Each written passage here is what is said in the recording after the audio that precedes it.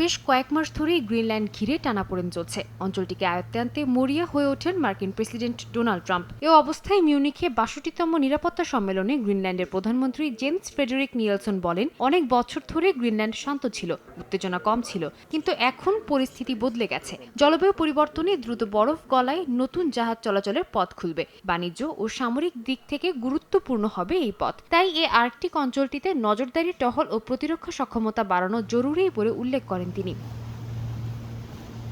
Nielsen জানান, NATO মিত্রদের সঙ্গে দায়িত্ব ভাগ করে নিতে প্রস্তুত গ্রিনল্যান্ড। ট্রান্স আটলান্টিক সহযোগিতা ও আন্তর্জাতিক আইন তাদের মূল মূল্যবোধের অংশ। আর্কটিকের সামরিক মিশন ও আর্কটিক সেন্ট্রি কার্যক্রমকে তিনি গুরুত্বপূর্ণ বলে উল্লেখ করেন। নিরাপত্তা উদ্বেগে ব্যাকইয়ার্ড রক্ষায় আরও সক্রিয় হওয়ার পক্ষে তিনি।